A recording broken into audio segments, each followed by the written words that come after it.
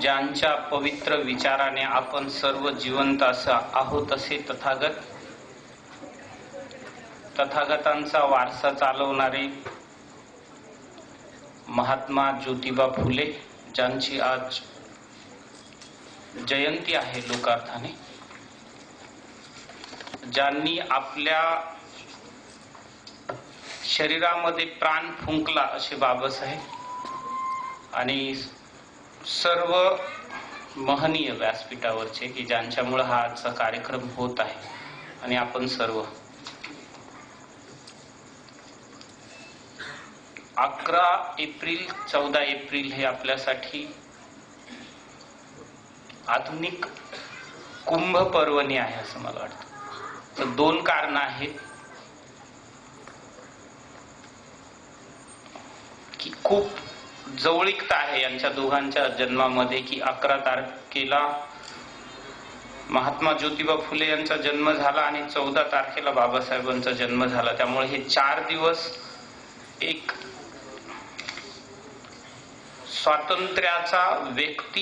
स्वातंत्र्याचा जागर करणारे हे 4 दिवस म्हणून आपण यांना बघितलं पाहिजे. त्याच्यामुळे ह्या 4 दिवसाचा एक मानवी स्वातंत्र्याचा किंवा भारतातल्या 20 कोटी मानवाच्या मुक्तीचा जागर म्हणून आपण याच्याकडे बघितलं पाहिजे.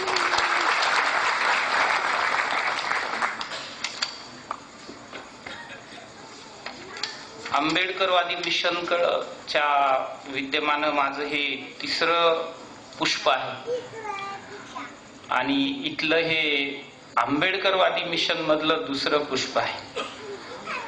त्यामुळे मी थोडासा नर्वस आहे. माझी पत्नी इथे आली, आम्ही दोघांनी बसून काल बऱ्यापैकी प्रयत्न करून काही नोट्स काढलेल्या आहेत.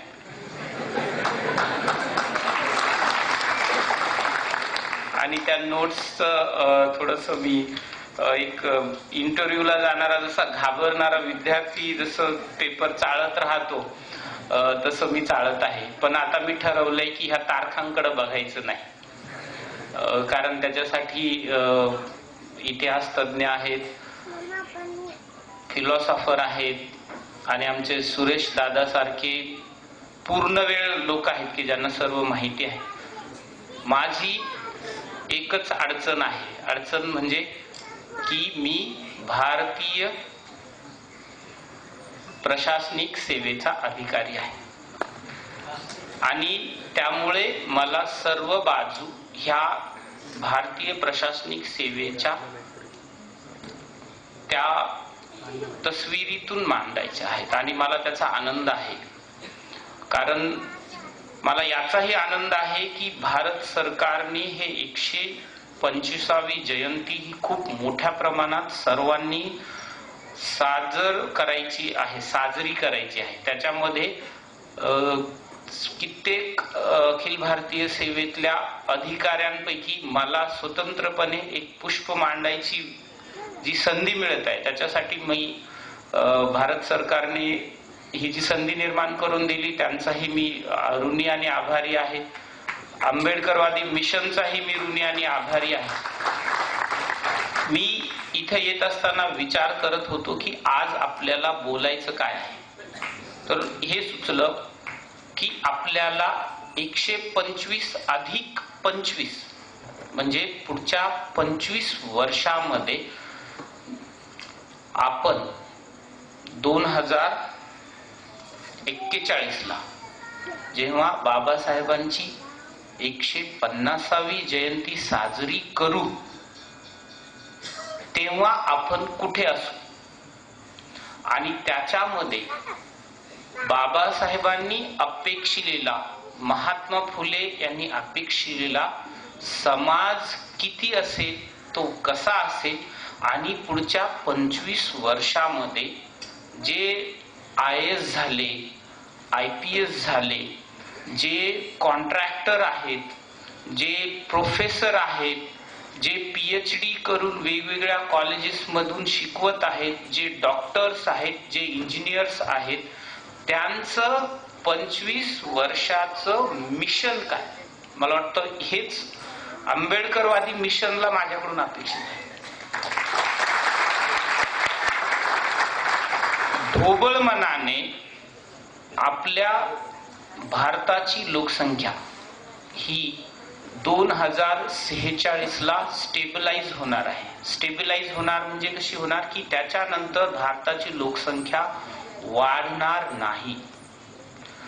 ती आताचा जो आपला वाढीचा जो दर आहे त्याला एक्सपोनेन्शियल दर इंग्लिश मध्ये म्हणतात, की प्रति 10 कुटुंबामागे आपल्या देशामध्ये आता ओव्हरऑल 21 मुलं आहे. त्याला टोटल फर्टिलिटी रेट म्हणतात, TFR. तर संपूर्ण समाजाचा TFR 21 आहे, पण त्याच्यामध्ये सवर्ण समाजाचा TFR कमी आहे, तो 18-19 पर्यंत आहे. त्याच्यानंतर ओबीसी समाजाचा थोडासा जास्त आहे.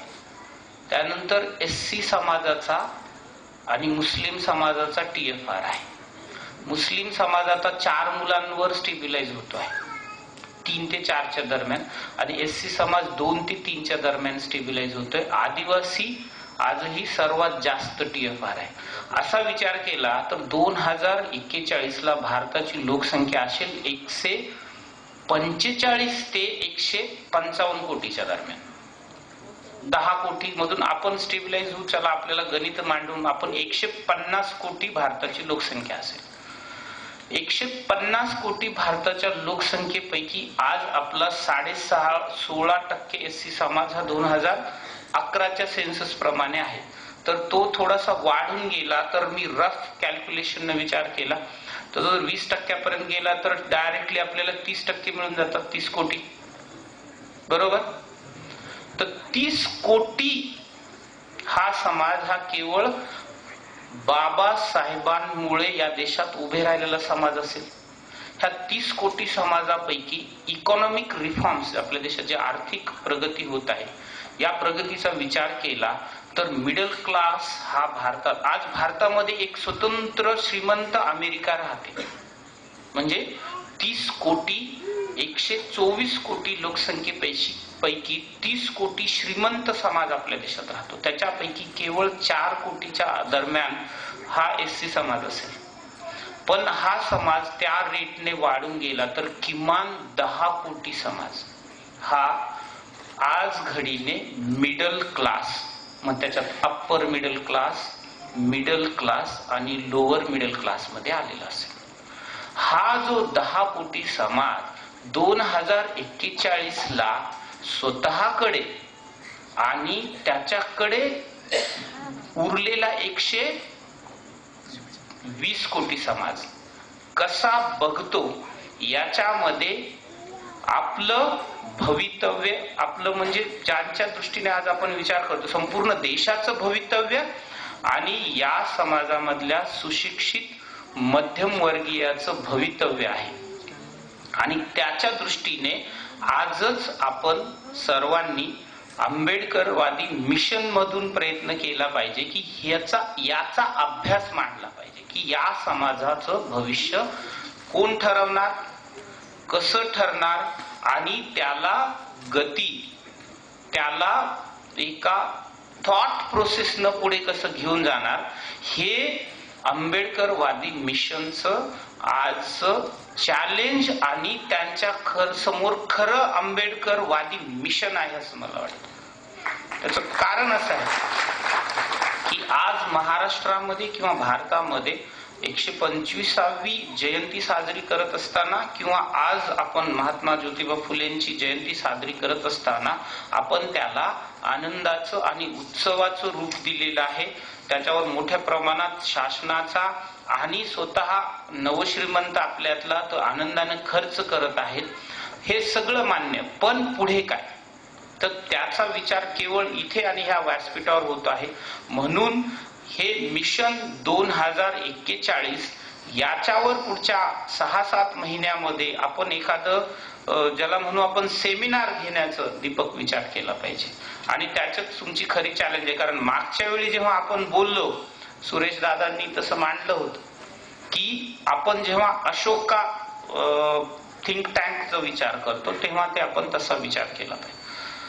आता त्यामुळं मूळ आता दुसरा मुद्दा येतो की या जे आपण 10 कोटीकडे 2041 आणि 10 कोटी यांच्याकडे यांच्या समोरचं चॅलेंज काय, यांच्या समोरचं चॅलेंज ह्या संपूर्ण बाकीच्या मिडल क्लास जो आपण ढोबळमानाने त्याच्यामध्ये कुठल्याही प्रकारचं हे नाही, निगेटिव्हली बोलत नाही मी, त्याच्यामधला सवर्ण समाजामधल्या आजचा मिडल क्लास असेल, आजच्या आदिवासीमधला मिडल क्लास असेल, आजच्या ओबीसी मधला मिडल क्लास असेल आणि आजच्या मुस्लिम समाजामधला मिडल क्लास असेल, हे संपूर्ण मिडल क्लास हा एकमेकांबरोबर कसा वागतो आणि तो त्यांच्या लोअर मिडल क्लास किंवा त्यांच्या मधल्या गरिबांबरोबर कसं वागतो याचं मूर्तिमंत उदाहरण, आदर्श उदाहरण देण्याची, दाखविण्याची जबाबदारी ह्या 10 कोटीवर असणारी आहे. तर ती जर जबाबदारी त्यांच्यावर असेल तर ते कसं त्यांनी वागायला पाहिजे व्यक्तिगत जीवनात आणि सामाजिक जीवनात याचं विचार मंथन हे लवकरात लवकर होऊन त्याच्याबद्दल स्पेसिफिकली ह्या समाजापर्यंत पोहोचलं पाहिजे असं मला वाटतं. हे आपल्याकडे आंबेडकरवादी मिशनकडे हे एक चॅलेंज आहे. आता माझी या विषयाची मांडणी अशी करणार आहे की मी मग या देशातला मिडल क्लास म्हणजे काय. डॉक्टर बाबासाहेब आंबेडकरांनी त्यांच्या ज्या आपल्या देशाचे क्लास आणि कास्ट बद्दल जेव्हा त्यांनी अभ्यासलं तेव्हा त्यांनी संपूर्ण समाजाचे 3 प्रकारचे वर्ग असतात त्यांनी त्याच्यामध्ये मांडलंय. ते कुठल्या ह्याच्यातला रेफरन्स मी शोधायचा प्रयत्न केला पण आपल्या सर्वांना त्याची कल्पना आहे. पहिलं आहे बाबासाहेबांनी सांगितलं कुठल्याही समाजामध्ये एक असतो इंटेलिजंट क्लास म्हणजे बुद्धिमान वर्ग. तो बुद्धिमान वर्ग कुठे असतो, ज्याच्या घरी खाण्यापिण्याची भ्रांत नाही आणि जो स्वतंत्रपणे विचार करू शकतो आणि तसं स्वातंत्र्य त्याला पोटाची भ्रांत नसल्यामुळं त्याचं कुटुंब देऊ शकतो आणि त्याच्या बुद्धीचा वापर करून तो काहीतरी क्रिएटिव्ह करतो, तो बुद्धिमान वर्ग. उदाहरण द्यायचं झालं तर आता माझी भविष्यामध्ये 4-5 वर्षानंतर जी माझी मुलगी क्रिएटिव्हली काही काम करेल ते तिचं बुद्धिमान वर्ग, कारण मी माझी पत्नी तितकं तिला सपोर्ट सिस्टम आणि आमची आर्थिक सामाजिक स्थिती चांगली, म्हणजे हे झाला इंटेलिजंट क्लास. बहुतांशपणे ज्या इंटेलिजंट क्लास मधून जो बनतो तो जो आर्थिक दृष्ट्या, सामाजिक दृष्ट्या, सांस्कृतिक दृष्ट्या सक्षम असतो, बाबासाहेबांनी त्याला बोललं इंटेलेक्च्युअल क्लास. आजच्या दृष्टीनं सर्व समाजशास्त्रीच्या म्हणण्याप्रमाणे, कारण बाबासाहेब हे 1910 ते 1940 या ह्याच्यामधले ते एक उत्कृष्ट समाजशास्त्रज्ञ पण आहेत की ज्याच्याबद्दल खूप कमी लिहिलं गेलंय. कारण ज्यांनी त्या काळात समाजशास्त्राबद्दल लिहिलं ते जॉन ड्वे असतील, ऑगस्ट कॉन्त असतील, मॅक्स वेबर असतील, ह्या सर्वांच्या संकल्पना आणि बाबासाहेबांच्या संकल्पना ह्या कास्ट अँड क्लास आणि हुवेर शूद्राज किंवा संपूर्ण जाती व्यवस्थेचा अभ्यास पूर्ण जे मांडणी बाबासाहेबांनी केली तर ते संपूर्ण आता समाजशास्त्राचा किमान भारतीय म्हणजे भारतीय समाज म्हणून जे कॉम्पोनंट येतो सर्व विद्यापीठाचा त्याच्यामध्ये बाबासाहेबांच्या विचारांचा कॉम्पोनंट घेतल्याशिवाय कुठल्याही भारतातल्या किंवा बहुतांशली जे इंटरनॅशनल सोसायटीवर किंवा इंटरनॅशनल सोशियोलॉजीवर जे अभ्यास करतात भारताबाहेरचे विद्यापीठ, तो बाबासाहेबांचा कॉम्पोनंट घेतल्याशिवाय त्यांच्या विद्यापीठाचा अभ्यासक्रम पूर्ण होत नाही. त्या 2 बाबी ज्या बाबासाहेबांनी मांडल्या तर आतापर्यंत आपण इंटेलिजंट बुद्धिमान आणि बुद्धिजीवी. तिसरा संपूर्ण समाज असतो तो असतो इमिटेटिव्ह क्लास म्हणजे अनुकरण करत राहतो. अनुकरण ह्याच्यासाठी की गावच्या पाटलाने जर इनोवा घेतली आणि आपल्यासारख्या वाड्यातल्या माणसाकडे 20 लाख आली की तो इनोवा घेतो, कारण त्याला माहितीये इनोवा घेतलं म्हणजे आपल्याला ते स्टेटस मिळतं. ह्याला कॉन्स्पिक्युअस कन्झम्पशन म्हणतो. म्हणजे सर्व माझ्याकडे पण इनोवा घेण्याची ताकद आहे, पण त्या माणसाकडे तो आहे, जो पाटील म्हणून उदाहरण दिलं, तो आहे बुद्धिजीवी. त्या बुद्धिजीवी वर्गाने बऱ्याच वर्षाच्या मेहनतीनंतर त्याच्याकडे असलेल्या सोशिओ इकॉनॉमिक, पॉलिटिकल, आर्थिक, सामाजिक आणि राजकीय शक्ती, त्याला पियरे बुर्दॉ या समाजशास्त्रीने म्हटलं की प्रत्येक समाजाकडे सोशल, इकॉनॉमिक आणि पॉलिटिकल कॅपिटल असतं. म्हणजे ज्याच्याकडे जो आहे तो सहज पंचायतला निवडून येऊ शकतो, कारण तेवढे त्याच्या जातीचे माणसं आहेत, त्याच्याकडे तेवढं एकर शेत आहे आणि तेवढं त्याच्याकडं सांस्कृतिक धरोहर असतं. तर ह्या माणसा अशा प्रकारच्या बुद्धिजीवी किंवा डॉमिनंट कास्ट, एम.एन. श्रीनिवासनं त्याला डॉमिनंट कास्ट म्हटलं. प्रत्येक गावामध्ये एक डॉमिनंट कास्ट आहे. संपूर्ण भारतभर हा डॉमिनंट कास्ट एम.एन. श्रीनिवास या समाजशास्त्राने मांडला. तो बाबासाहेबांनी त्याला इंटेलिजंट आणि त्याला ते म्हणाले इंटेलेक्च्युअल, ह्या 2 क्लासचं संपूर्ण समाज जो अनुकरण करतो तो इमिटेटिव्ह क्लास. तर आपला संपूर्ण समाज जो IAS होतो आहे, IPS होतो आहे, ज्याला कॉन्ट्रॅक्ट मधून, जो कॉन्ट्रॅक्ट म्हणजे लेबर मधून कॉन्ट्रॅक्टर होतो, छोट्या मोठ्या इंडस्ट्री स्थापन केल्या, हे संपूर्ण समाज हा विचार करण्यासारखी गोष्ट आहे की तो अनुकरणीय मध्यम वर्ग होत चाललेला आहे.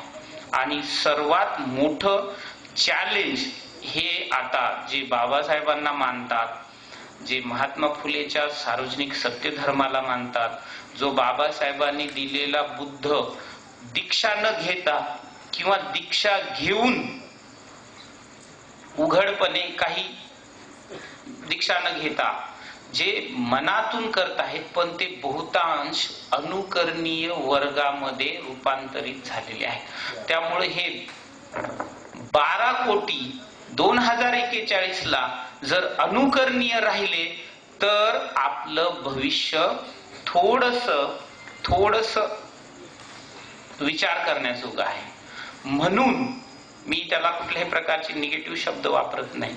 म्हणून या इमिटेटिव्ह क्लास, आपला बुद्धिजीवी आणि आपला बुद्धिमान हा इमिटेटिव्ह क्लास होऊ नये याच्यासाठी आपण सर्वांनी विचार करणं आणि त्याच्याप्रमाणे व्हॅल्यू बेस बिहेवियर, व्हॅल्यू म्हणजे नीती, मूल्य आणि तत्वांचं बिहेवियर माझ्यासारख्या संपूर्ण अधिकाऱ्यांनी, जे अखिल भारतीय सेवेत आहेत, त्यांनी करणं, इंडियन रेव्हेन्यू सर्व्हिस मध्ये असतील, इंडियन पोलीस सर्व्हिस मध्ये असतील, आणि जे आमच्यासारखे नगरसेवक असतील, महापौर असतील, आमदार असतील, खासदार असतील, मंत्री असतील, इंडस्ट्रियलिस्ट असतील, या सर्वांनी नीती मूल्या आधारित बिहेवियर करणं आणि त्याच्यावर ह्या 30 कोटीचं भविष्य आणि त्याच्या बरोबरीने 120 कोटीचं भविष्य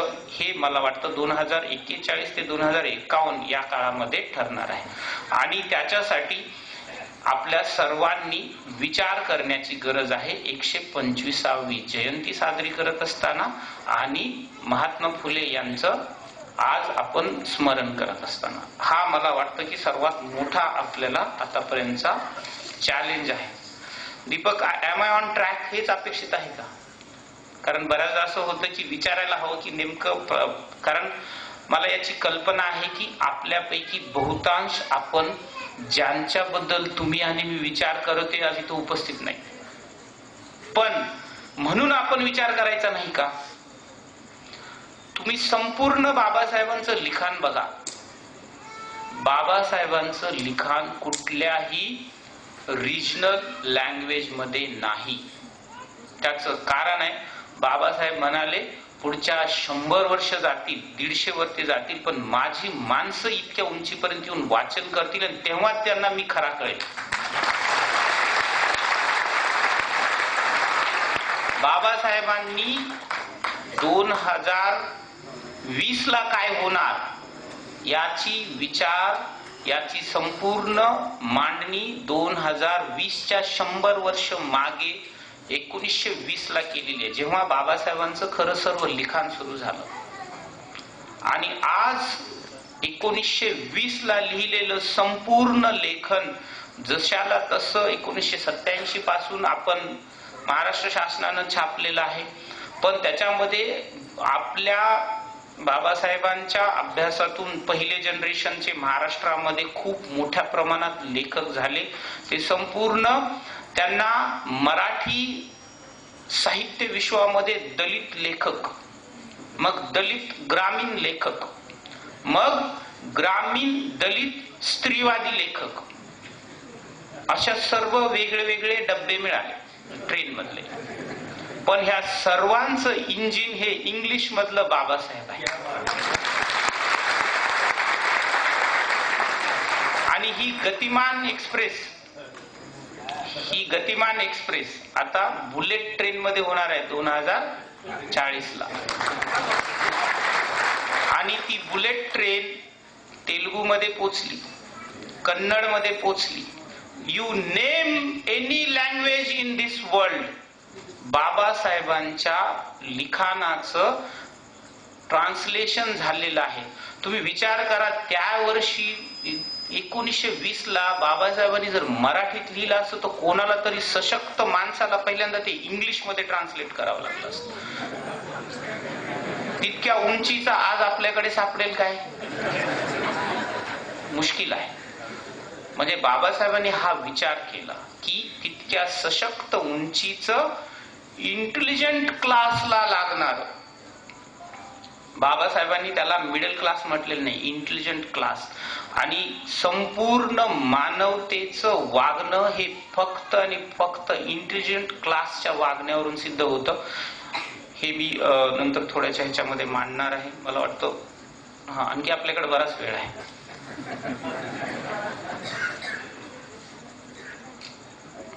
आपल्या देशाचा इतिहास आता इंटेलिजंट क्लास आणि इमिटेटिव्ह क्लास या अँगलनं बघायला पाहिजे. आपल्या देशातला सर्वात महत्वाचा इंटेलिजंट क्लास जो सुरू झाला तो इसवी सन 2600 वर्षापूर्वी. त्या काळी या भारत भूमीवर, ज्याला जम्बूद्वीप म्हणलं, सर्व म्हटलं, या भारत भूमीवर आस्तिक आणि नास्तिक ह्या दोन परंपरांच्या बद्दल मोठ्या प्रमाणात या देशामध्ये, ज्याला आपण म्हणतो,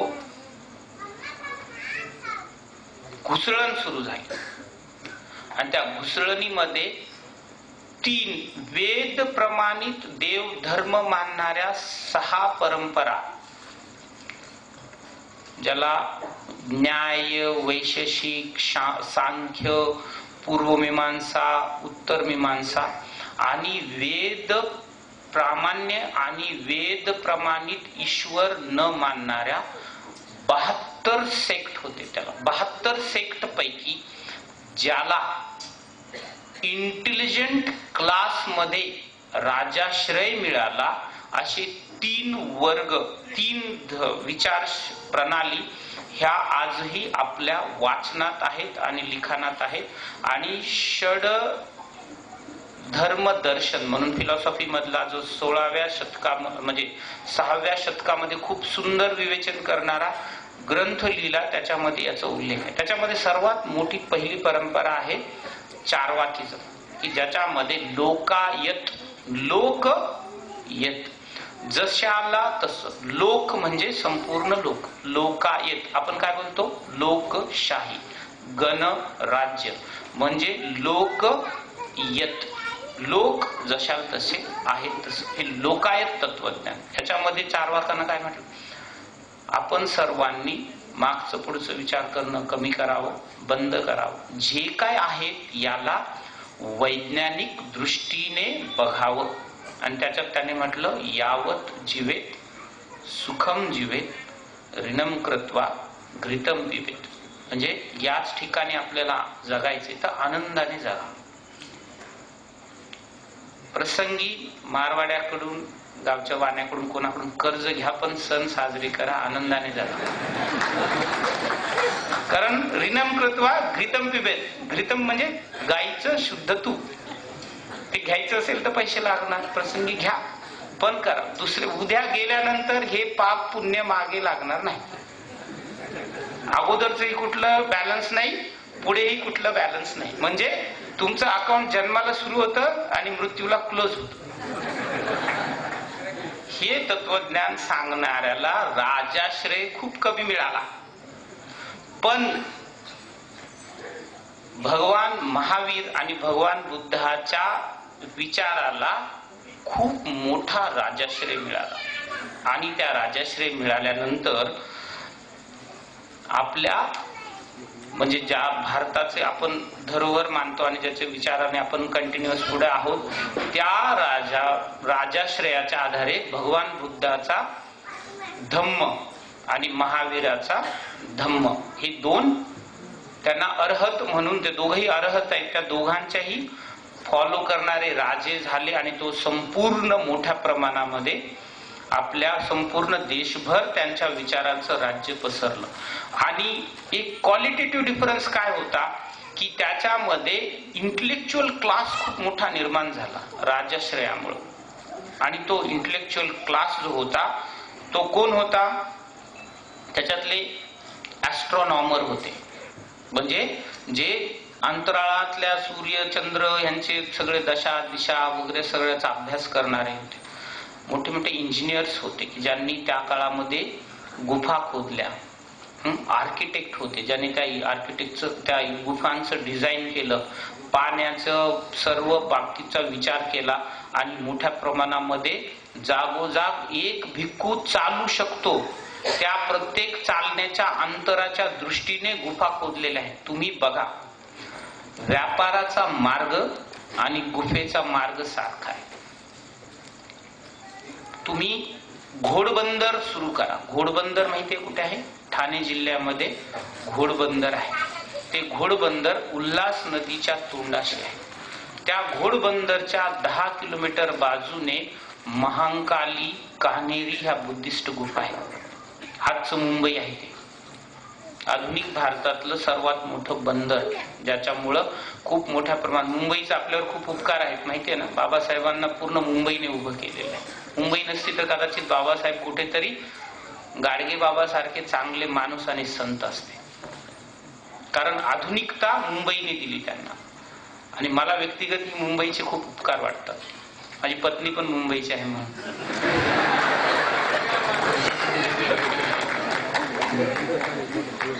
हे थोडं थोडं मध्ये मध्ये रिलॅक्स होऊया, पण विचारात स्ट्रॉंग कारण माझ्यावर खूप ओझ आहे. कारण नेहमी मला दीपक बोलतो तुम्ही खूप चांगले विचारवंत आहे. आता नक्की ह्या भाषणावरून ठरेल.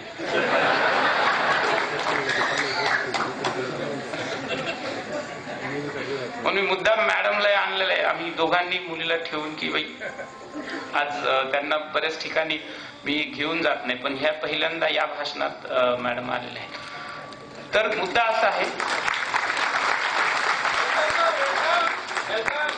त्याच्यानंतर तुम्ही 30-40 किलोमीटर चला.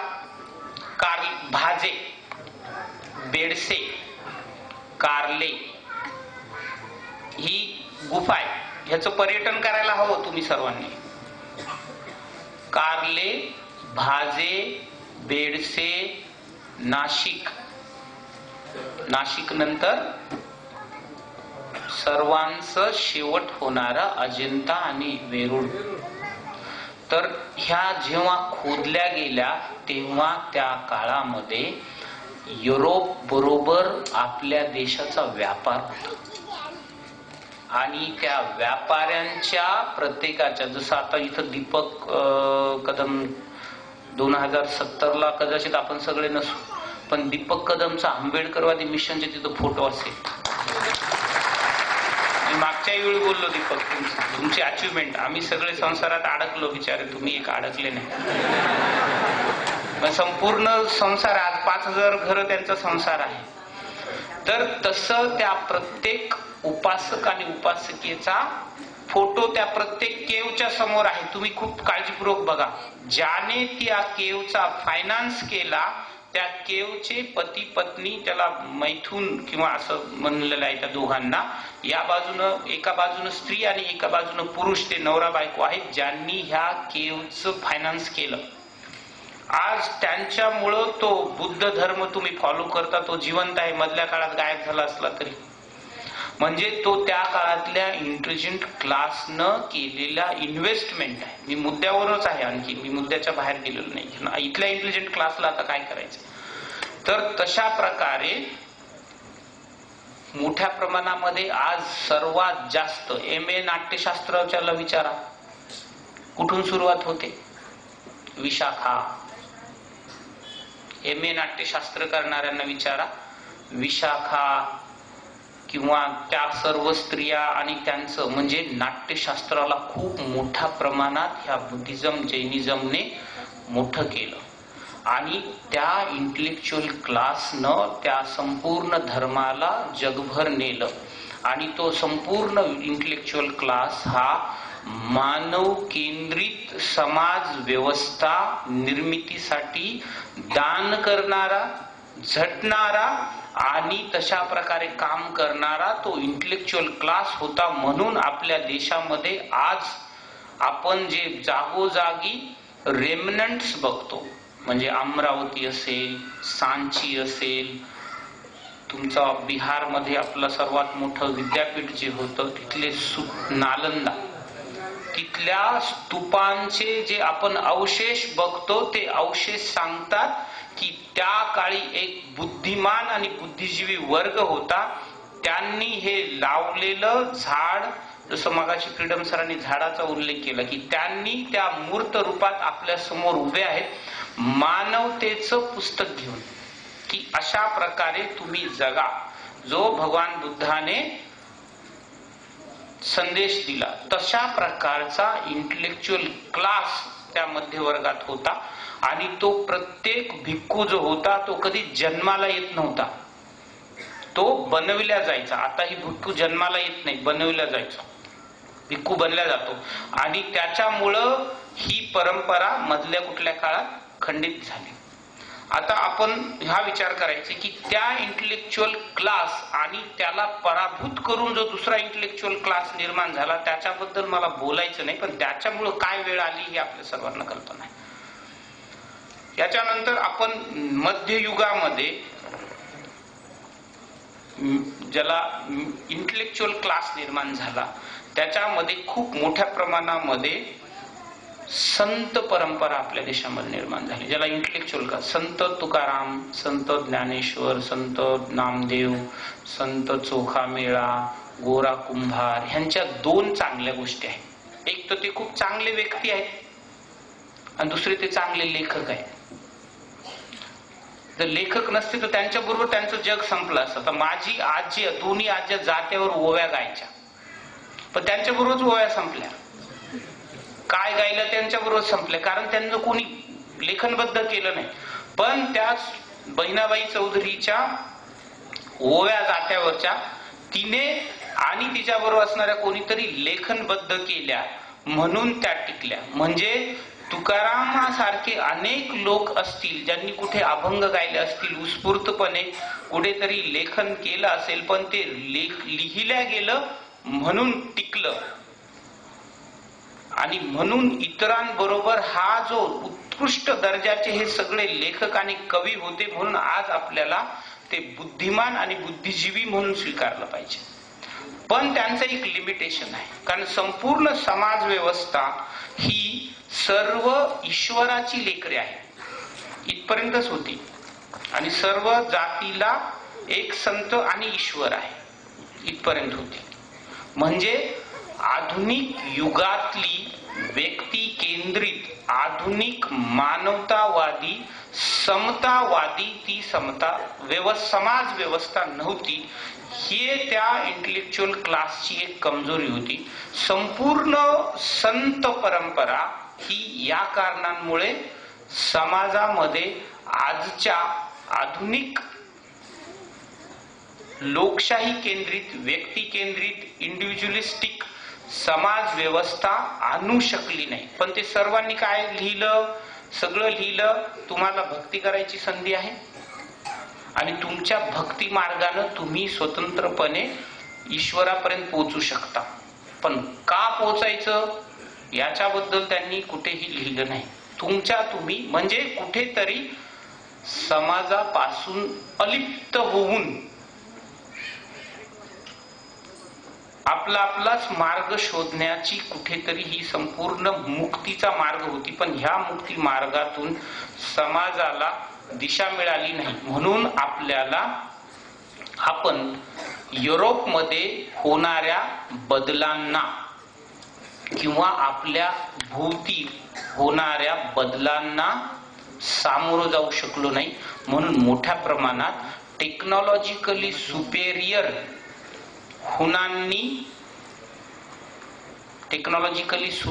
हुनांनी मध्ययुगीन तो भाग ताब्यात घेतला. ते हुन आणि इस्लाम स्वीकारलेले खानाबदोश अफगाणिस्तान, उझबेकिस्तान, ताजिकिस्तान ह्या सगळ्या भागातले जे चीनकडून दारुगोळा आणि इटलीमधून तोफा घेऊन यायचे, त्यांनी आपल्यावर दरवर्षीप्रमाणे खैबर मार्गाने आक्रमण केलं आणि हा संपूर्ण सुजलाम सुफलाम देश वेळोवेळी त्यांनी 900 वर्ष ताब्यात ठेवला. त्याचं ते पूर्णतः खैबर पासून ते रामेश्वरम पर्यंत इस्लाम अशा प्रकारे पोचला. आणि त्याचं आणि ह्याचं व्यवस्थित प्रमाणे काय झालं, एक प्रकारची घुसळण झाली आणि त्याच्यातून इस्लाम मध्ये असलेली रुहान, ज्याला सुफी परंपरा, हे सुफी परंपरा इथल्या सामाजिक जीवनाचा पण भाग बघितला. याचाच परभणीचा पीर आपलं एक मूर्तिमंत उदाहरण आहे. अकोल्याचा सैलानी बाबा, परभणीचा पीर किंवा जागोजाग जे मुस्लिम संत या संपूर्ण समाजाने स्वीकारले, याचं मूर्तिमंत उदाहरण आहे. काय? राजाश्रय मिळालं की सगळं होतं. कारण जर राजा तसा होता, मुस्लिम राजा असेल, तर त्याच्याबरोबर सर्वांना हे प्रकारचं संतत्व मिळालं. आता मी भारताच्या आधुनिकीकरणाचं बोलणार नाही. मी आता युरोपमध्ये काय झालं याच्याबद्दल बोलणार आहे. 15व्या-16व्या शतकामध्ये म्हणजे 1400च्या आजूबाजूला, 1492 हे कोलंबस हे भारत शोधायला निघाला आणि वेस्ट इंडिजला पोहोचला. ज्यांनी काल वर्ल्ड कप जिंकला त्यांच्याकडे पण पोहोचला. आणि त्याच्यानंतर वास्को दी गामा 4 वर्षांनी भारताकडे पोहोचला. तर ही परिस्थिती युरोपमध्ये का आली याचा विचार केला. युरोप हा आपल्यासारखाच होता, पण 13व्या-12व्या शतकामध्ये युरोपमध्ये पण मोठ्या प्रमाणामध्ये भारतातून अरबी भाषेच्या मार्गाने नॉलेज पोहोचायला लागलं. त्याच्यामध्ये त्यांच्याकडे अल्जिब्र म्हणजे अल्जेब्रा, ज्याला आपण इकडे बीजगणित म्हणतो, आणि वेगवेगळ्या प्रकारे ग्रह तारे याच्याबद्दलचं नॉलेज युरोपमध्ये पोहोचलं. आणि तिथल्या लोकांनी, तिथल्या मध्यम वर्गाने, बुद्धिजीवी वर्ग, जो सर्फ आणि लँडलॉर्ड, तिथं 2 विभाजन होतं, सर्फ आणि लँडलॉर्ड म्हणजे शेती करणारा आणि शेती मालक, हे 2च युरोपमध्ये होतं. आणि तिसरा सर्वात मोठा पॉवरफुल वर्ग होता तो म्हणजे त्या गावचा चर्चचा मालक आणि ओव्हरऑल चर्च म्हणजे temporal, religious and political leadership ही इटलीमध्ये होती. आता ज्याला व्हेनिस बोलतो किंवा वेगळं स्वतंत्र राष्ट्र आहे व्हेटिकन सिटी, तर त्याच्याकडे राज्य होतं. संपूर्ण नियंत्रण त्या चर्चकडे होतं. त्याच्या विरुद्ध विचार करणारी धर्म संकल्पना निर्माण झाली, ज्यांनी स्त्रियावरल्या अत्याचाराला पहिल्यांदा चॅलेंज केलं.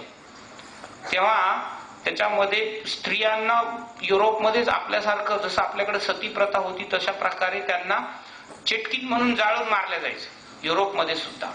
मग त्याला आणि पाद्रीला लग्न करण्याची परवानगी नव्हती. आता ही रोमन कॅथलिक मधले जे फादर आणि पाद्री, ती संपूर्ण जी लाईन आहे ते लग्न करत नाही. पण जे प्रोटेस्टंट आहेत ते अमेरिकेत किंवा संपूर्ण ते लग्न करतात.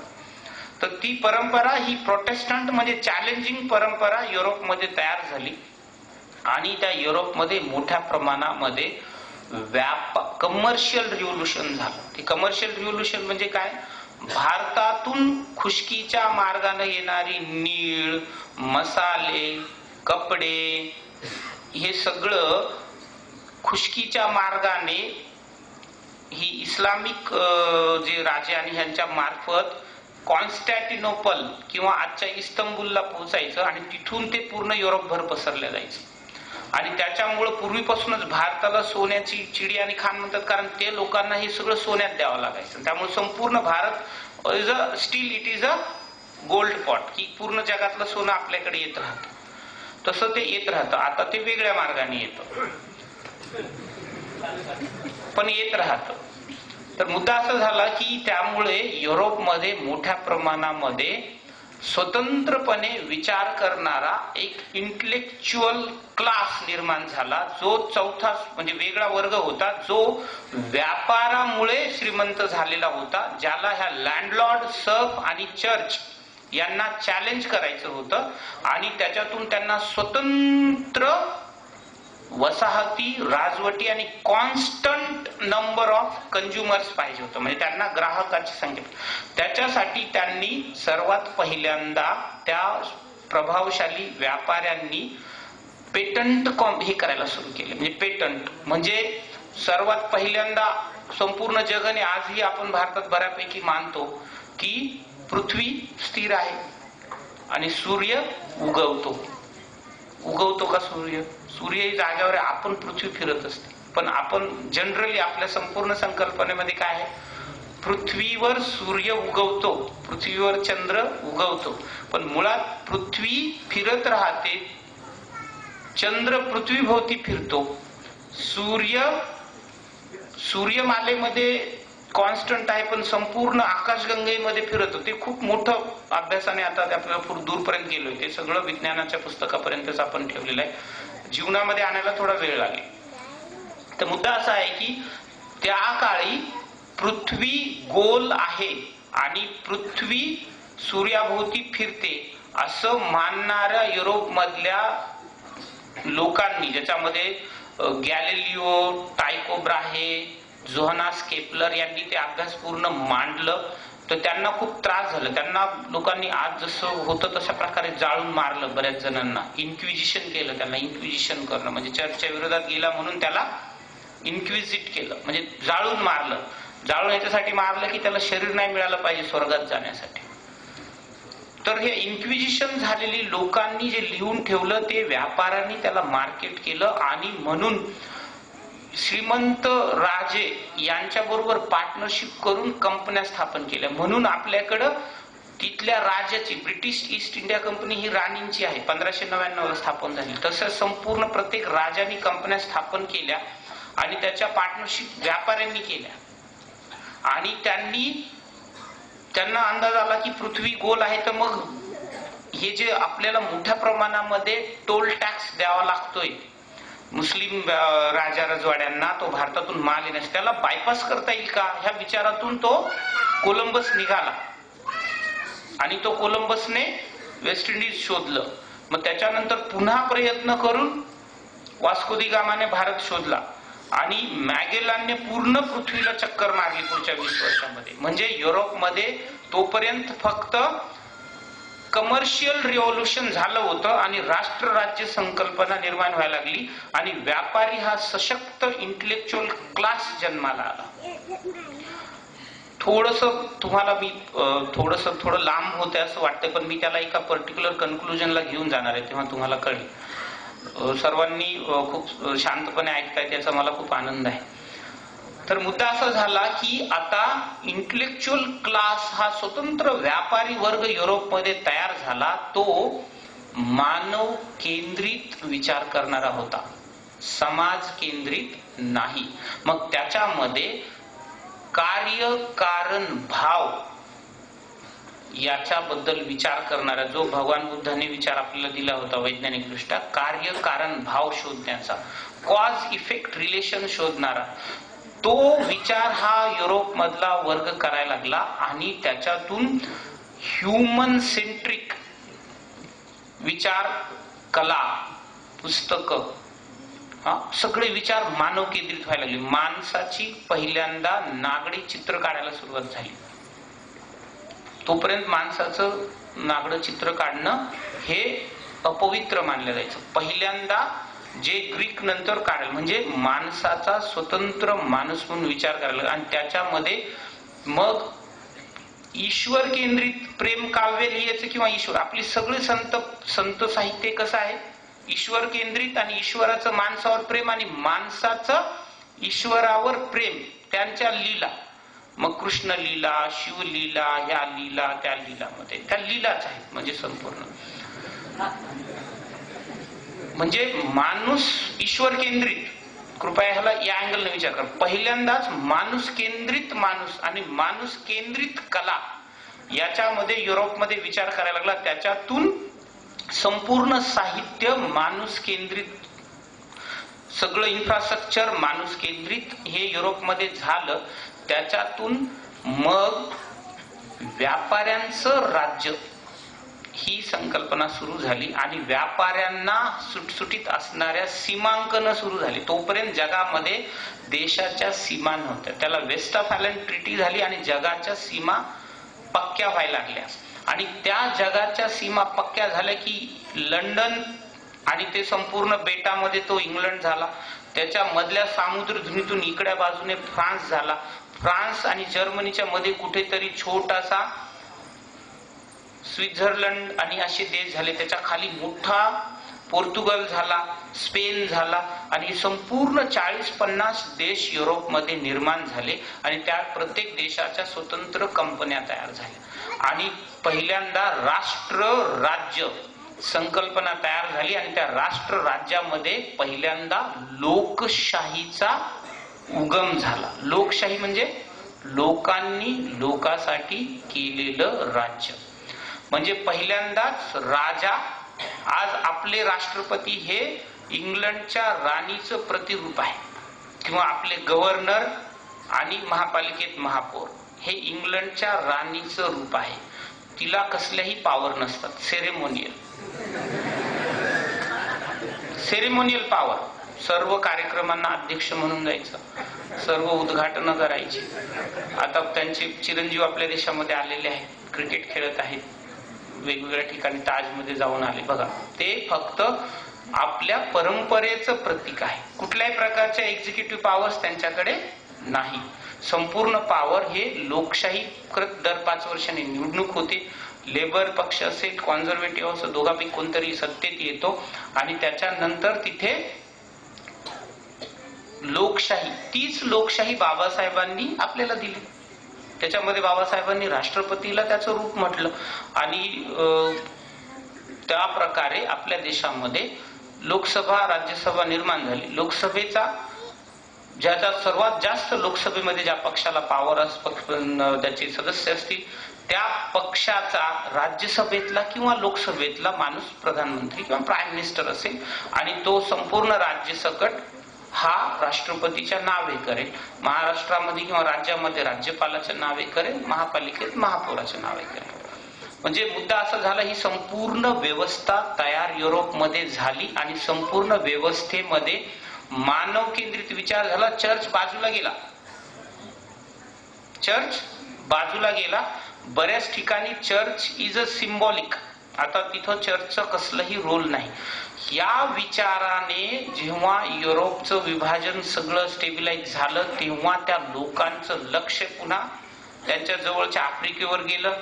त्याच्यानंतर त्यांचं संपूर्ण भारत द्विकल्प, त्याला भारतीय महाखंड किंवा द्विकल्प आणि संपूर्ण जगभर गेलं आणि तिथं त्याप्रमाणे ते युरोपमध्ये गेले. युरोपमध्ये त्यांनी 52 कॉलनीज प्रत्येकाने, युनायटेड स्टेट्स अमेरिका आजची आहे ती 52 देशाच्या 52 कॉलनीज एकत्र आलेल्या आहेत आणि आज that is how it's a United states of America.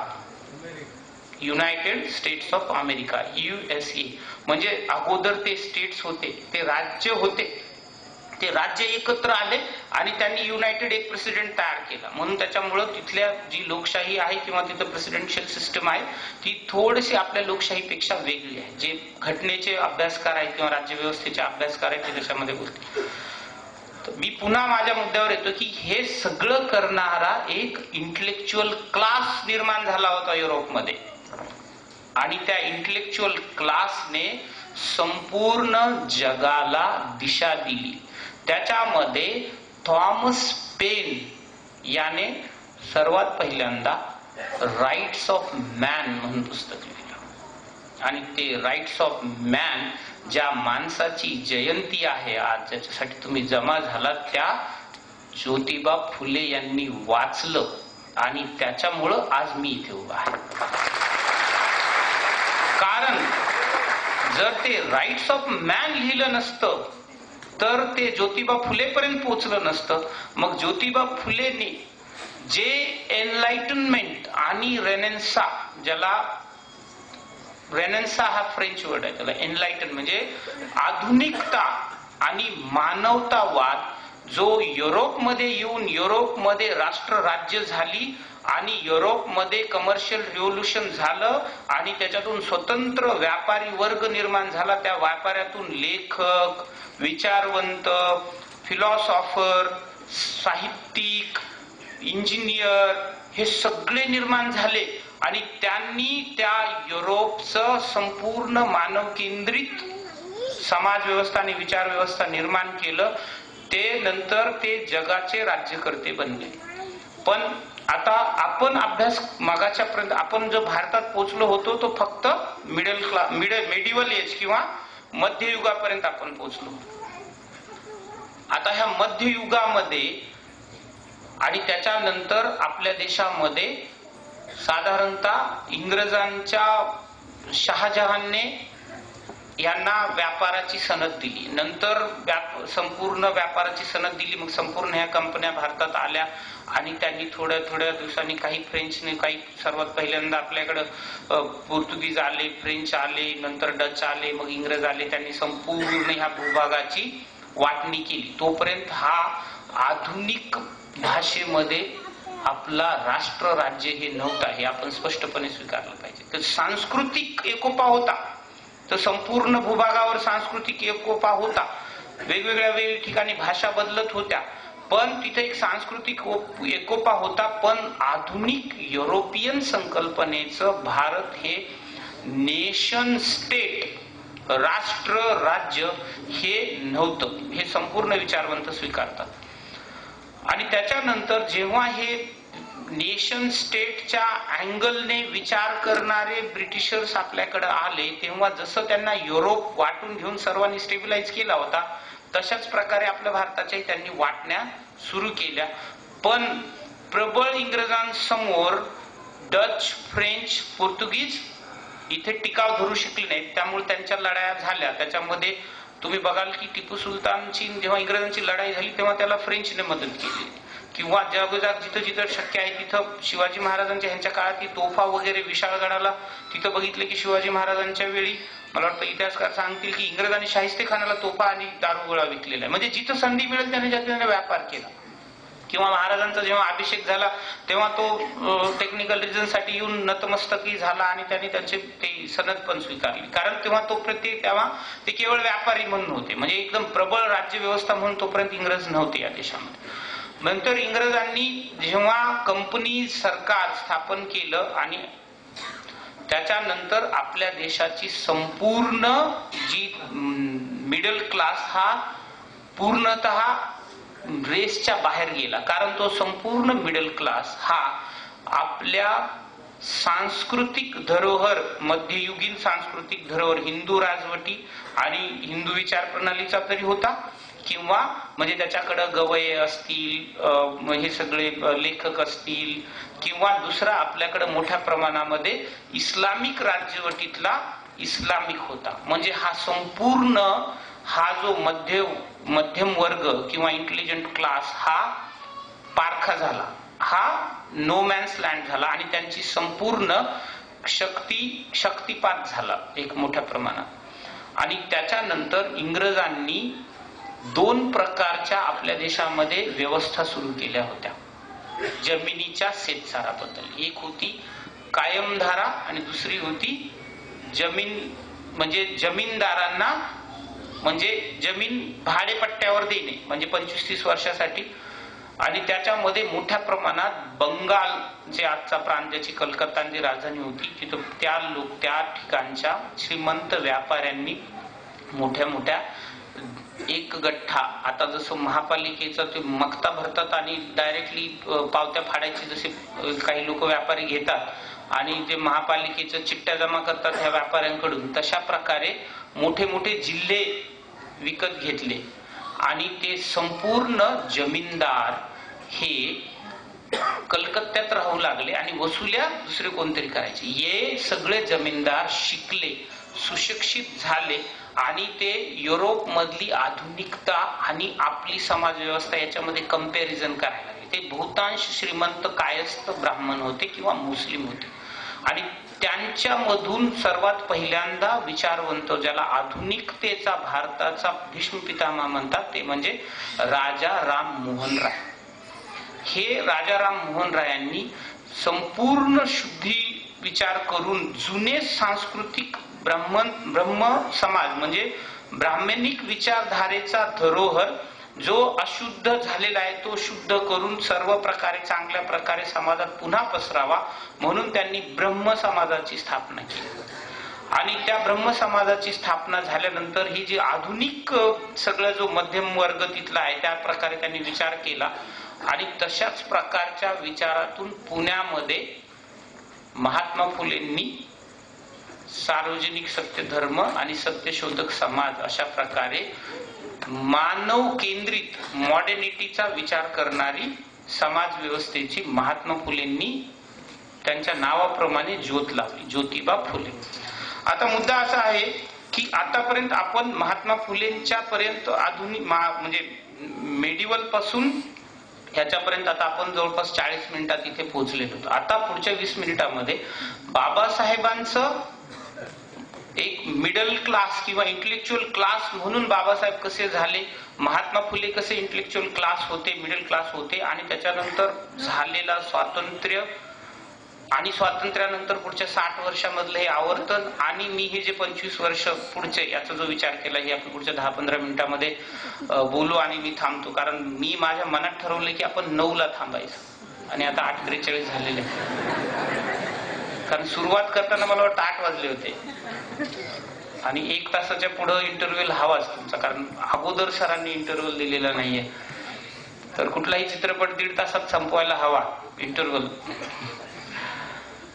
तर मुद्दा असा झाला की आता आपण ज्या इंटेलेक्च्युअल क्लास म्हणून मध्यम वर्ग म्हणून जो दीपकने मला विषय दिला त्याच्याबद्दल बोलतोय की हा महात्मा फुले प्रणित जो मिडल क्लास आपण सर्व आहोत.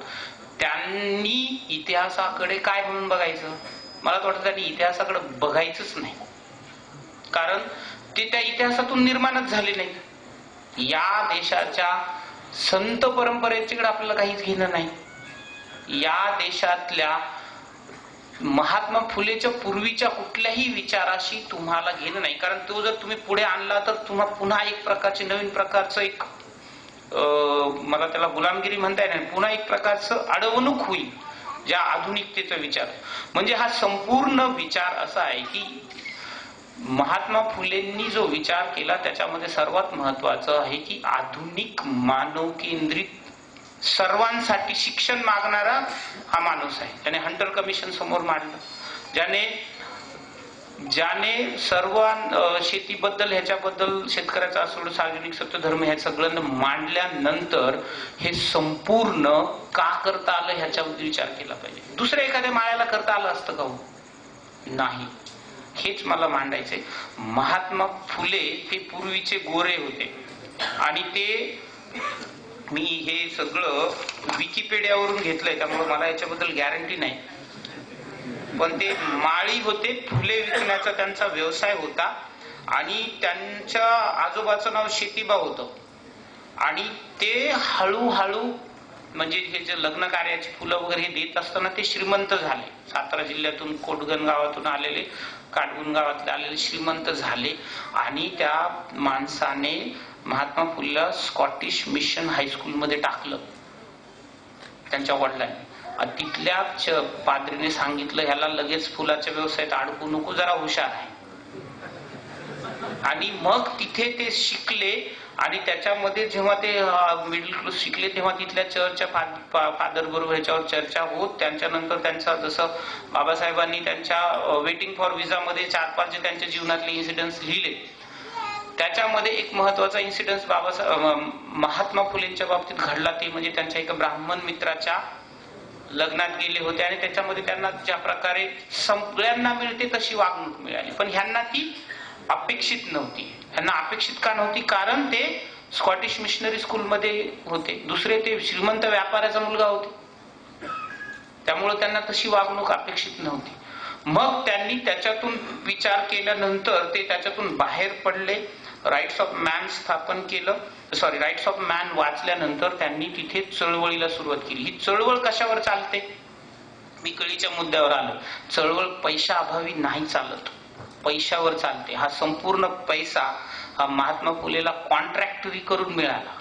ते आताच खडकवासलाचं जे धरण आहे त्या धरणाला कास्टिंग आयरनची ही ते सगळं सप्लाय महात्मा फुलेंनी केलेलं. आता जो खडकवासला संपूर्ण पुणे शहर ज्याचं पाणी पितं त्या धरणाला महात्मा फुलेंनी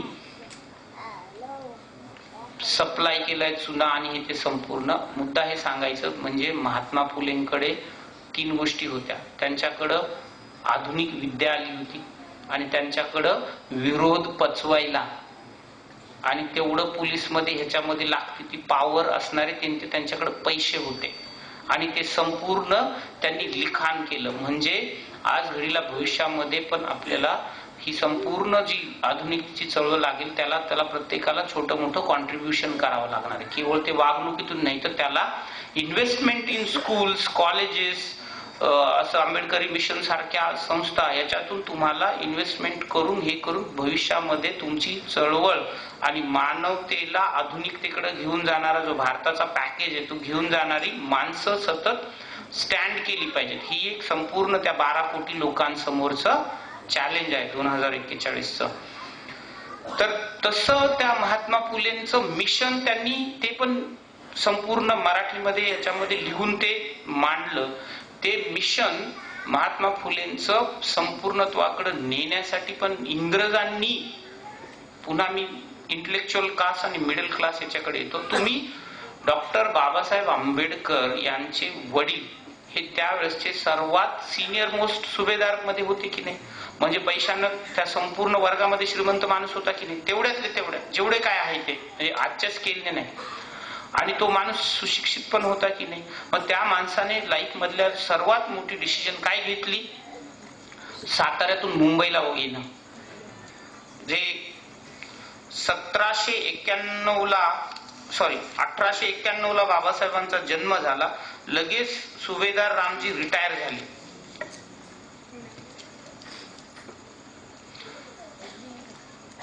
एप्रिल 1891 आणि 14वं मूल आहेत बाबासाहेब, त्याच्यानंतर मूल नाही झाले. तर 1894 ला रामजी सपकाळ रिटायर झाले आणि ते कामानिमित्त मला वाटतं त्या काळातल्या ह्याच्यामध्ये ते म्हणजे त्या गँगमन किंवा जो पैसे वाटप करणारा जो अकाउंटंट या हिशोबाने ते साताऱ्याला आले. तिथं ते 3 वर्ष होते. मग सर्वात मोठा निर्णय काय आहे की ते साताऱ्यावरून मुंबईला आले आणि मुंबईला आल्यानंतर त्यांना अनॉनिमिटी मिळाली, म्हणजे एक प्रकारचं संरक्षण संपूर्ण. कारण गावामध्ये लगेच जात ओळखता येते, लगेच कळतं, पण मुंबईमध्ये तुमची कोण जात विचारत नाही कर्तृत्वानं. तसं हे 97 ला बाबासाहेब आल्यानंतर गावाच्या शाळेमधल्या आणि एल्फिन्स्टनच्या शाळेमधला फरक आपण जाणवला पाहिजे की एल्फिन्स्टनच्या शाळेमध्ये बाबासाहेबाला त्यांनी त्यांच्या इंटेलेक्टवर, बुद्धिमानतेवर स्वीकारलं. मग ते पहिले त्यांनी हायस्कूल पण केलं, मॅट्रिक्युलेशन 1907 ला झाले, 1912 ला ते BSc इकॉनॉमिक्स अँड पॉलिटिकल झाले, 1913 ला ते अमेरिकेला बरोद्याच्या ह्याच्याप्रमाणे गेले.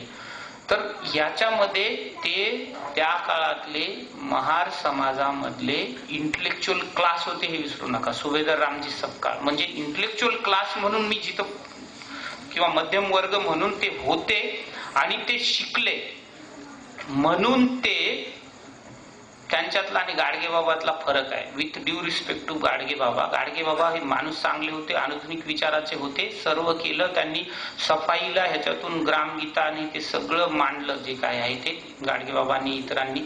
पण ते बाबासाहेब का होऊ शकले नाहीत? कारण त्यांना ते आधुनिक शिक्षण आणि ते संपूर्ण बाबी, ते जर गाडगेबाबा सुद्धा युरोपला गेले असते तर ते पण त्याच भाषेत मांडले असते जे महात्मा फुलेला प्रतीत होतं आणि जे बाबासाहेबांच्या समग्र 27 खंडातून आपल्या सर्वांनी आपण ते 1920 पासून लिहिलं ते 56 पर्यंत संपूर्ण आपण वाचतो ते इंग्लिश भाषेतलं, ते सगळं यांनी लिहिलं असतं. हा कंपॅरिझन याच्यासाठी की ह्या इंटेलेक्च्युअल क्लास म्हणून बाबासाहेबांच्या वडिलांनी त्यांना तशा प्रकारे घडवलं आणि तशा प्रकारे आधुनिकतेची त्यांनी कास धरली. आता हा संपूर्ण पुढचा इतिहास, बाबासाहेबांची चळवळ ही खऱ्या प्रकारे स्वातंत्र्यानंतर काय ह्याच्यासाठी, स्वातंत्र्यासाठी जे चळवळ करतात त्यांच्याकडं प्रोग्राम नव्हता स्वातंत्र्यानंतर काय.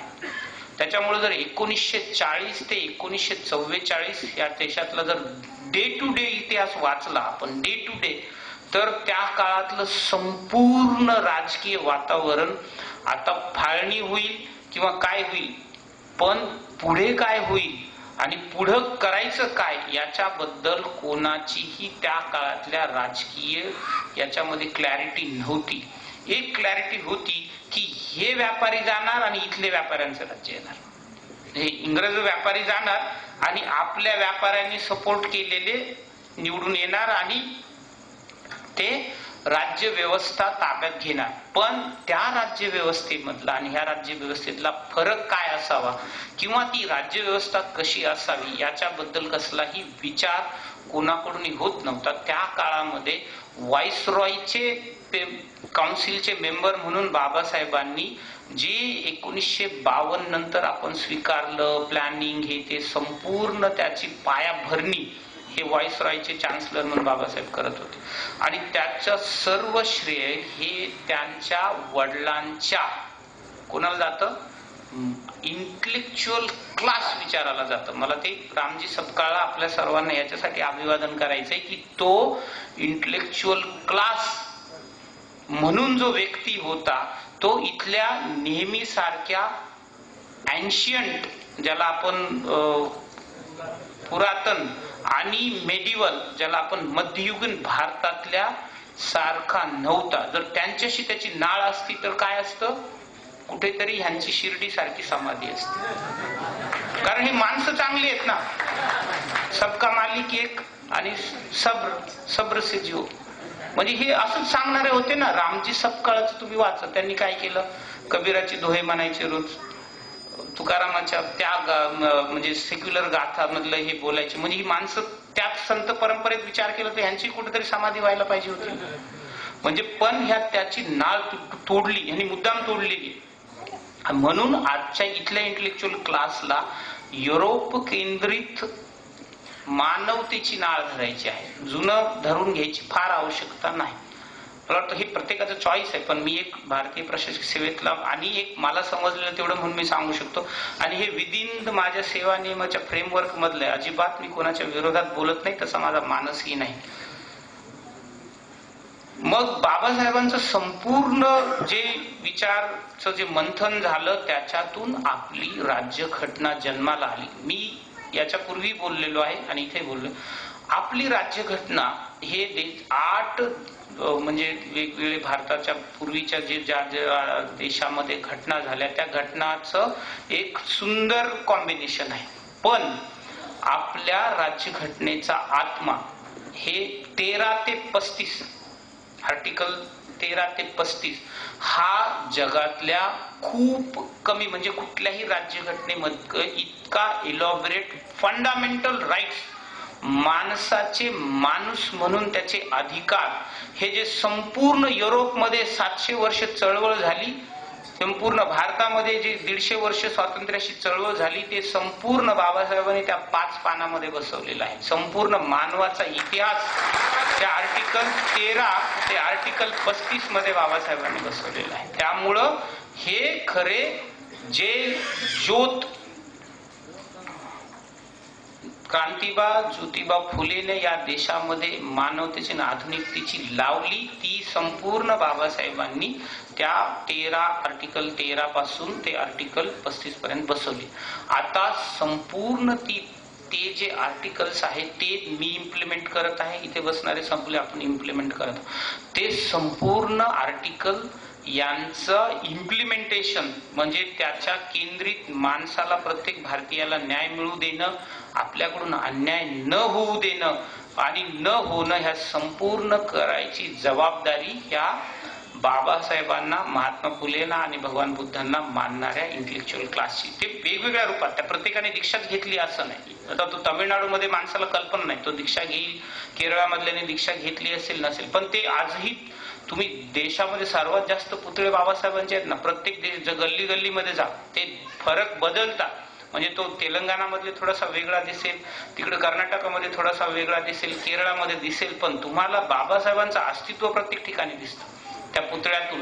म्हणजे ते पुतळा आहे म्हणजे तिथं मानणारे, त्या पुतळ्याच्या भोवती 4 जिवंत आत्मे कुठेतरी आहेत ना, की जे त्या पुतळ्यासाठी, ज्याच्यामुळे त्या पुतळ्याची विटंबना झाली तरी त्याचे पडसाद दिल्लीपर्यंत पोहोचतात.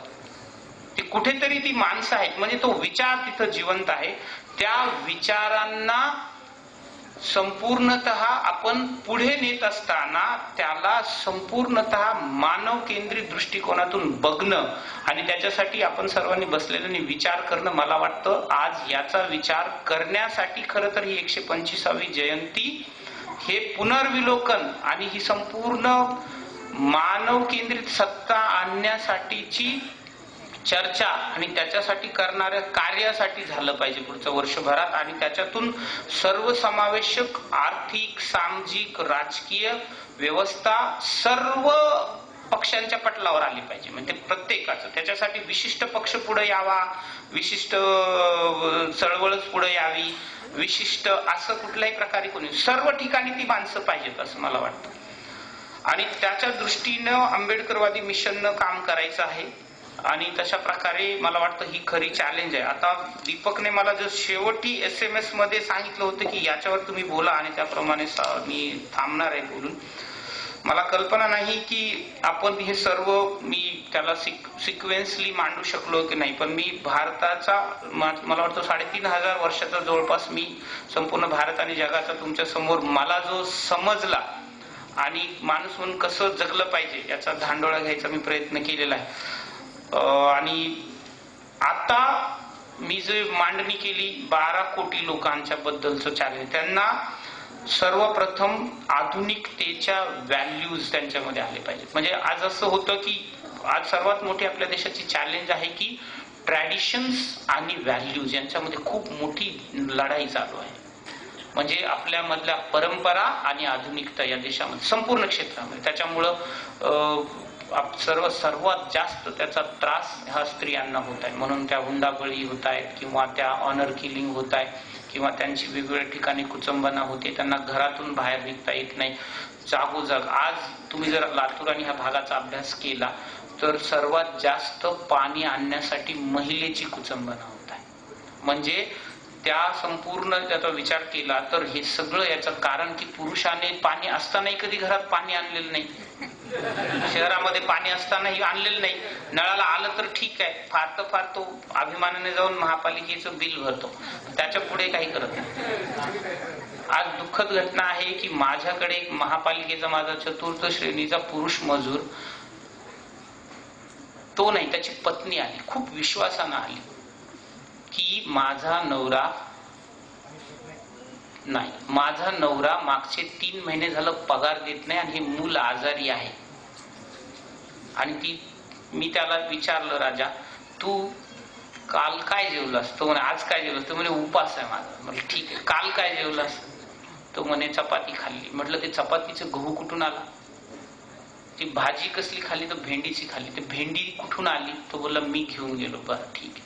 मसाला, तेल वगैरे हे जर सगळं तू तिच्यावर नियंत्रण करतोस आणि तिला जर तू पैसे देत नाहीस तर ते मूल आणि ह्याच्यातून तू तिची जे 24 तास ती एक्सपेक्ट करतोस हे चुकीचं आहे की ती तुझ्याकडे 24 तास पगारी नोकर म्हणून तुझ्याकडे आहे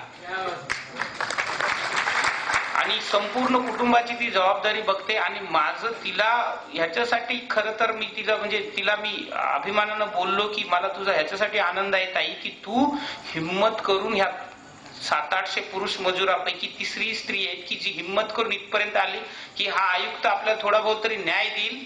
आणि तिने स्पष्ट सांगितलं मला माझ्या नवऱ्याच्या पगारातले 50% पाहिजेत. मला खूप आनंद झाला.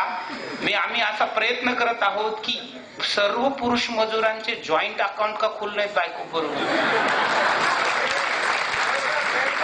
हसण्यात नाही, आम्ही तशा प्रकारची तयारी सुरू केलेली आहे. माझ्यापर्यंत यायचं असं नाही तर मलाही हरकत नाही, मी हा विचार करेन. पण मुद्दा असंच आहे की ती स्त्रिया ज्या पुरुष मजुराच्या त्या स्त्रिया आज ह्या विचार करत आहेत. 4 दिवसापूर्वी एक हनुमंते म्हणून स्त्री आली होती. ती बोलली मला माझ्या मुलीला इंग्लिश शाळेमध्ये घालायचं आहे, माझा मुलगा तिथं आहे, माझी मुलगी घालायची, त्याच्यासाठी हा मला पैसे देत नाही नवरा. प्रेम हनुमंते, मला याच्या पगारातले 50% पाहिजे कारण मला माझ्या मुलाला याच्यासारखं किंवा मुलीला याच्यासारखं अनुकंपावर लावायचं नाही. किती महत्वाचा विचार आहे. बोलली मला अनुकंपावर लावायचं नाही, मला तुमच्यासारखा साहेब बघायचे माझ्या मुलाला. हे खूप महत्वाचा विचार आहे. ते 2041ला कुठंतरी तिचा मुलगा साहेब असेल की नाही 25 वर्षामध्ये. म्हणजे त्यांना आपण आता दिशा देत आहोत. मला असं वाटतं की हे खूप महत्वाचं आहे आणि त्याच्यासाठी आम्ही जे सर्व आहेत ह्यांनी कल्चरली मिडल क्लासच्या व्हॅल्यूज म्हणजे एक व्यक्ती, एक मूल्य, एक मत, हे सर्वात महत्वाची जबाबदारी या हॉलमध्ये बसलेल्या माणसांची.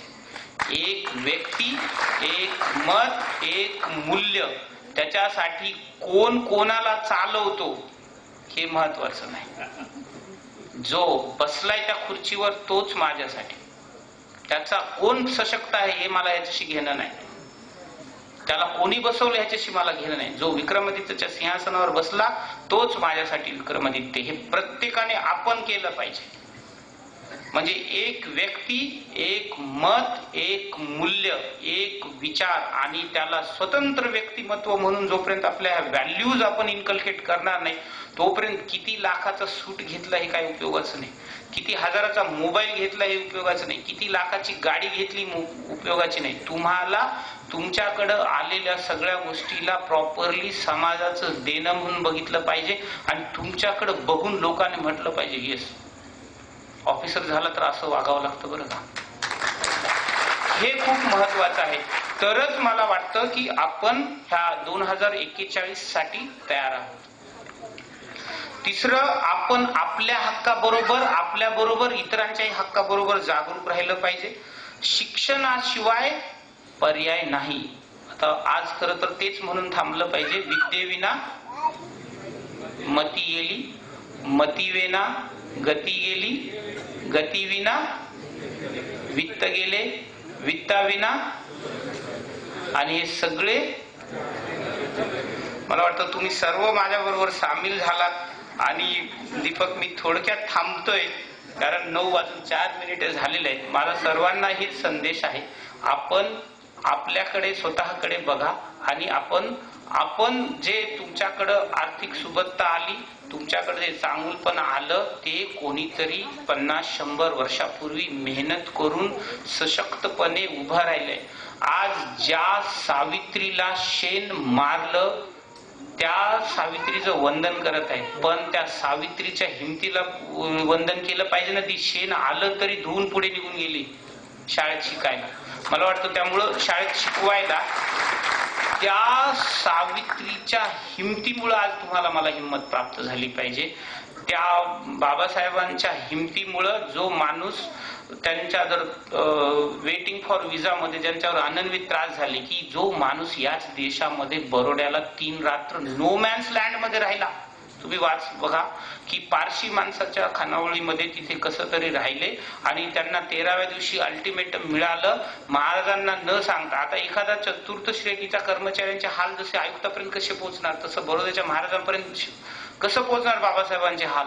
तर ते बाबासाहेब त्या बागेमध्ये विमनस्क परिस्थितीमध्ये 5.5-6 तास बसून होते आणि मुंबईची गाडी येईपर्यंत, आणि त्यानंतर ते मुंबईला आले. मला वाटतं तसं कित्येक लोकांवर परिस्थिती आली ना, पण त्या परिस्थिती प्रत्येकावर आली. तुमच्यावर माझ्यावर कोणावरती थोडी थोडी आलेली आहे. विमनस्क झालो आपण, वी लेफ्ट, म्हणजे आपण आता काहीच होऊ शकत नाही असं वाटलं.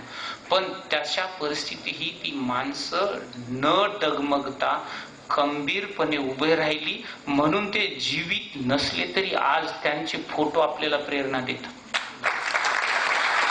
आज बाबासाहेब नाहीत असं म्हणूच शकत नाही. बाबासाहेब इथे आहेत ना,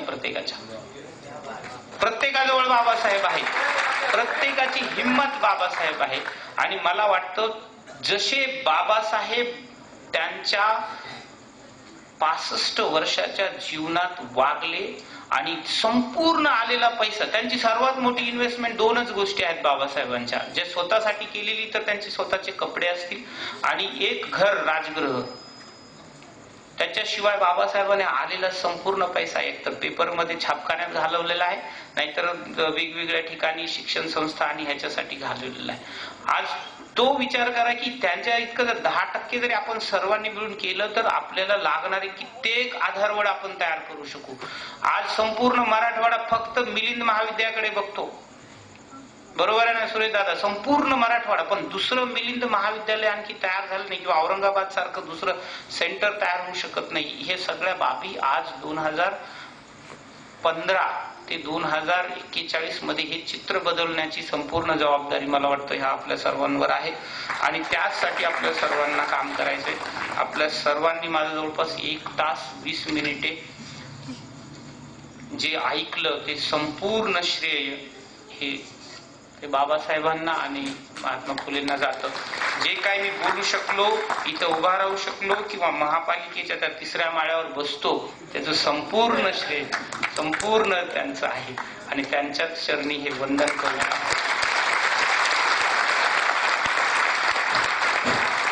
धन्यवाद सर.